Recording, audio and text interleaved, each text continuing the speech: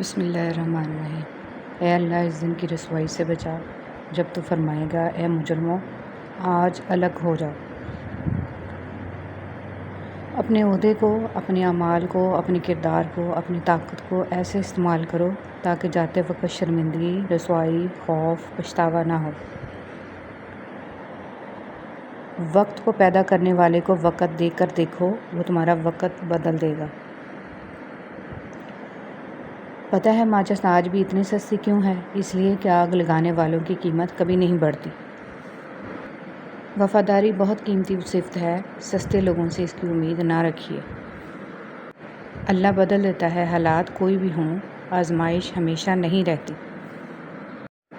زندگی ایسے جیو کہ کسی کی زندگی کا حصہ بنو یا نہ بنو، مگر کسی کی دعاؤں کا حصہ ضرور بنو۔ کون کیا کر رہا ہے، کیوں کر رہا ہے، کیسے کر رہا ہے، ان سب سے آپ جتنا دور رہو گے اتنا ہی خوش رہو گے۔ عزت سب کو چاہیے مگر لوگ واپس دینا بھول جاتے ہیں۔ نرم دل لوگ جلد رو پڑتے ہیں، جلدی روٹھ جاتے ہیں، جلدی مان بھی جاتے ہیں۔ سنا ہے اللہ کو ایسے لوگ بہت پسند ہیں۔ سب مطلب کی بات سمجھتے ہیں، کاش کوئی بات کا مطلب سمجھتا۔ ہماری دنیا کے مسائل اتنے زیادہ نہیں ہیں جتنے طنز، سوال، دل دکھا دینے والے تبصرے ہیں۔ اگر صرف زبان روک لی جائے تو لوگوں کے دلوں کی تکالیف کم ہو جائیں گی اور بہت سے دلوں کو سکون ملے گا۔ رسول صلی اللہ علیہ وسلم نے ارشاد فرمایا ہے لوگو استغفار کرو، میں دن میں 100 مرتبہ استغفار کرتا ہوں۔ رسول صلی اللہ علیہ وسلم نے ارشاد فرمایا لوگوں کے عیب نہ ٹٹولو ورنہ اللہ تعالیٰ رسوا کر دے گا۔ رسول صلی اللہ علیہ وسلم نے ارشاد فرمایا جو شخص سوال کرنے سے بچے گا تو اللہ بھی اسے سوال کرنے سے بچائے گا۔ رسول صلی اللہ علیہ وسلم نے ارشاد فرمایا ماں کی دعا اولاد کے حق میں بہت تیزی سے قبول ہوتی ہے۔ رسول صلی اللہ علیہ وسلم نے ارشاد فرمایا جس نے جان لیا کہ نماز لازمی حق ہے اور پھر اسے ادا بھی کیا تو وہ جنت میں داخل ہوگا۔ جب اللہ تعالیٰ کسی بندے سے دوستی کرنا چاہتا ہے تو اس کی زبان پر اپنا ذکر اور دل پر اپنی فکر کے دروازے کھول دیتا ہے، اور جب اللہ تھام لیتا ہے تو کوئی گرا نہیں سکتا۔ رسول صلی اللہ علیہ وسلم نے ارشاد فرمایا سب سے افضل صدقہ پانی پلانا ہے۔ مایوس ہونا چھوڑ دیں کیونکہ جو دروازے دنیا والوں کی تدبیر سے بند ہوتے ہیں ان سے بڑے دروازے اللہ رب العزت کے فضل سے کھلتے ہیں۔ ایسا کچھ نہیں جو رب سے پوشیدہ ہو اور نہ ہی ایسا کچھ ہے جو اس کے اختیار میں نہ ہو۔ اچھی بات کا اثر نہ ہونے کی ایک وجہ یہ بھی ہے کہ لکھنے والا اور پڑھنے والا دونوں یہی سمجھتے ہیں کہ یہ دوسرے کے لیے ہیں۔ اے میرے اللہ مجھے اعلیٰ درجے کا صبر کرنے والا بنا اور اعلیٰ درجے کا شکر کرنے والا بنا، آمین یا رب العالمین۔ اے اللہ میری گرفت نہ فرما اور مجھے معاف فرما ان باتوں کے لیے جو میں نے دانستہ یا نادانستہ کہیں اور جو اچھی باتیں نہ تھیں۔ اے اللہ مجھ سے خفا نہ ہو اور مجھ سے راضی ہو جا، آمین۔ آج قرآن کریم کے ساتھ ہمارا نہ شعوری تعلق قائم ہے اور نہ ہی اسے امام بنانے اور ماننے کا ارادہ ہے، صرف برکت کی کتاب کے طور پر مان لیا گیا ہے۔ مجھ کو بھی پڑھ کتاب ہوں، مضمون خاص ہوں، مانا تیرے نصاب میں شامل نہیں ہوں میں۔ شکر ادا نہ کرنا بھی ایک بیماری ہوتی ہے، ایسی بیماری جو ہمارے دلوں کو روز بروز کشادگی سے تنگی کی طرف لے جاتی ہے، جو ہماری زبان پر شکوہ کے علاوہ اور کچھ آنے ہی نہیں دیتی۔ اگر ہمیں اللہ کا شکر ادا کرنے کی عادت نہ ہو تو ہمیں انسانوں کا شکر ادا کرنے کی بھی عادت نہیں پڑتی۔ شکر ادا کرنے کی عادت اپنائیں، ہر حال میں اللہ کا شکر ہے۔ اور ہم اس غم سے تیری پناہ مانگتے ہیں جو دل میں بستا ہے اور اسے تباہ کر دیتا ہے۔ جس طرح شبنم کے قطرے مرجھائے پھولوں کو تازگی بخشتے ہیں، اسی طرح اللہ کا ذکر مایوس دلوں کو روشنی بخشتا ہے۔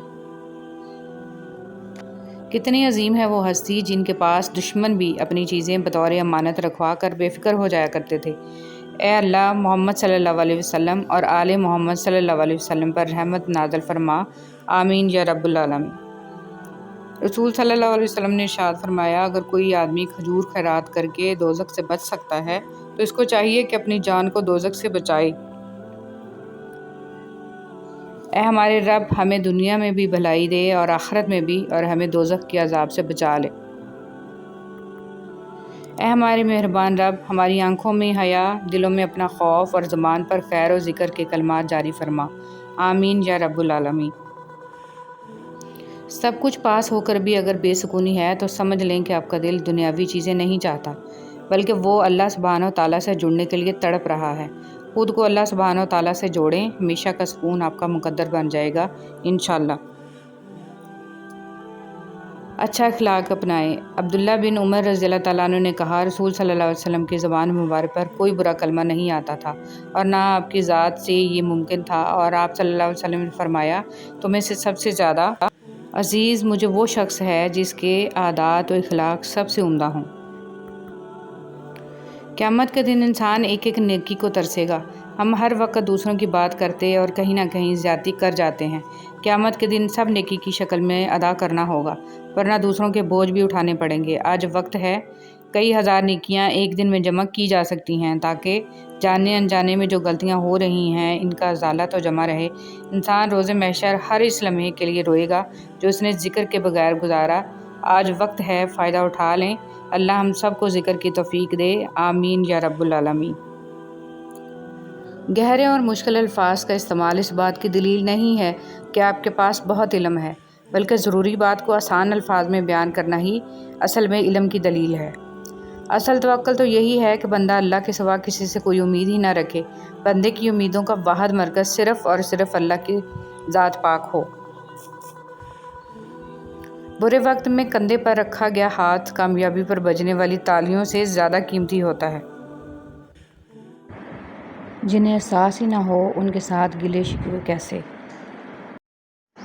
3 نیکیاں جن کو کرنے سے قیامت کے دن عرش کا سایہ نصیب ہوگا۔ ٹوٹے ہوئے رشتوں کو جوڑنا، دل نہ چاہتے ہوئے بھی معاف کرنا، اور کسی کے گناہ کا پردہ رکھنا۔ رسول صلی اللہ علیہ وسلم نے ارشاد فرمایا، مسلمانوں، اگر تم میں سے کوئی چاہتا ہے کہ وہ اللہ سے باتیں کرے تو اس کو لازم ہے کہ قرآن پڑھے۔ نبی پیغمبر تکلیفوں سے گزرے لیکن وہ ان تکلیفوں میں ٹھہرے نہیں رہے، آگے بڑھ گئے۔ آگے بڑھ جانا افضل ہے، سفر جاری رکھنا عبادت ہے۔ اے میرے اللہ، مجھے ہر اس چیز سے دور کر دے جو مجھے تجھ سے دور کرتی ہے۔ یا اللہ، میرے انتظار کو مختصر کر دے، میری دعائیں جو تیری قبولیت کی منتظر ہیں ان پر کن فرما دے، آمین۔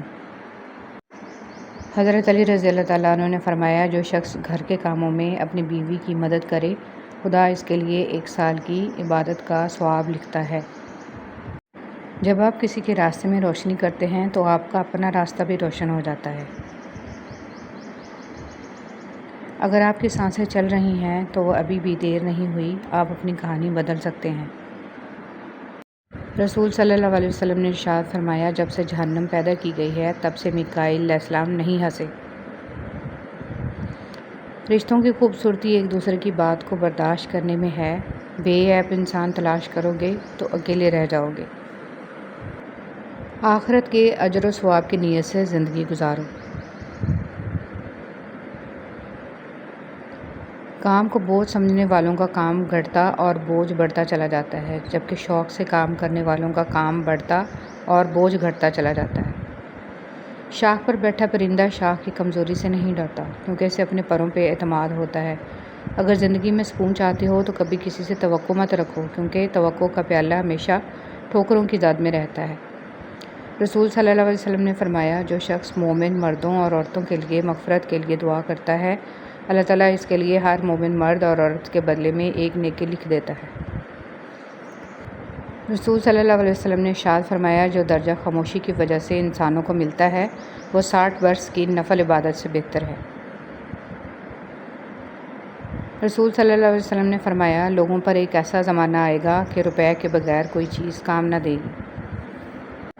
پردہ رہنے دیں۔ رسول صلی اللہ علیہ وسلم نے فرمایا، میری تمام امت کو گناہوں پر معافی ملے گی سوائے ان لوگوں کے جو اعلان کرنے والے ہیں۔ اعلان میں یہ ہے کہ بندہ رات کو ایک کام کرے، پھر صبح ہو تو اللہ نے اس کا پردہ رکھا ہوا ہو اور وہ خود کہے، اے فلاں، میں نے پچھلی رات ایسا ایسا کام کیا، حالانکہ اس نے رات گزار دی، اس کے رب نے اس پر پردہ ڈالے رکھا، اور وہ صبح کرتا ہے تو وہ اپنے رب کا ڈالا ہوا پردہ خود اتار دیتا ہے۔